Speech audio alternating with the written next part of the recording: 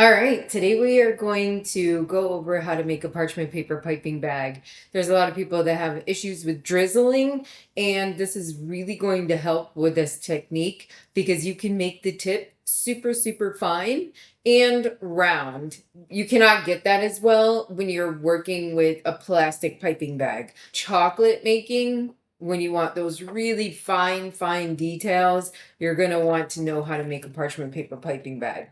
So you're going to start out with a square. This is actually going to make two different parchment paper piping bags. So we're going to make this square. And then what we're going to do is we're going to take that parchment paper and we're going to fold it directly in half. So our edges meet up, just like so. And then we're going to crease it all the way down.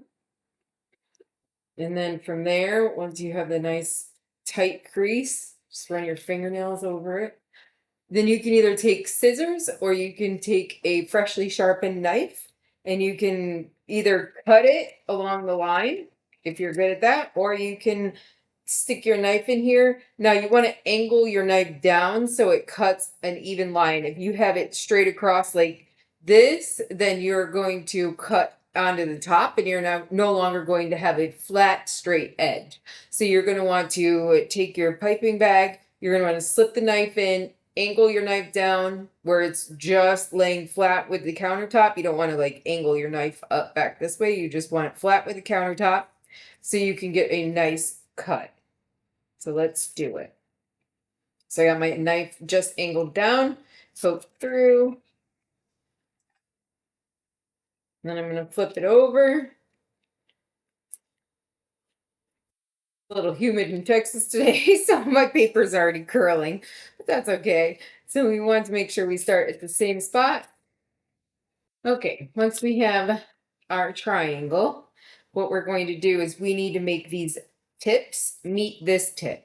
So you can have it flip that way towards yourself, or you can flip it this way, whichever is easier. I personally find it easier to do it like this. So we want to take, actually we want to take this edge. Oh, it's going to do it for us because this is so humid outside. My paper is like ready to be worked with.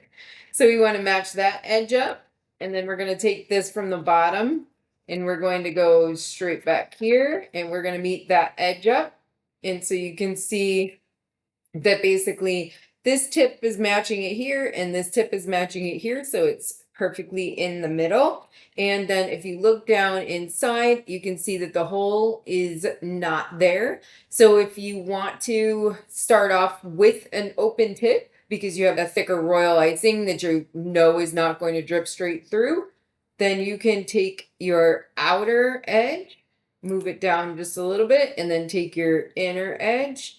And then you can take your, see if you move this down just a little bit in the back, you move the back down. So it is angled down just a little bit. And then that's going to give us the closed tip, but then we could take the inner one and then we can push that to the size circle that you want. Just make sure that your tip, see, you can leave it open if you want, and then if you want to close it back up, you just meet your tips back up and you know that it's closed as soon as you got this half meeting there and this half meeting there, and it's making a perfect triangle up there. All right, so we're going to leave this closed and I'm going to fill it with chocolate. So I'm going to make sure it's closed because it'll be nice and runny. So to keep it closed, you want to then take these edges and fold them over and then fold it over again.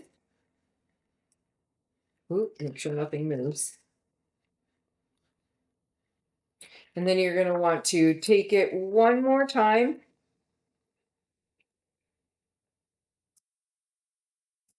Fold it so then you pretty much have a flat straight back. If you're not going to use it right away, you can put a clip on it just to make sure that it's not going to move.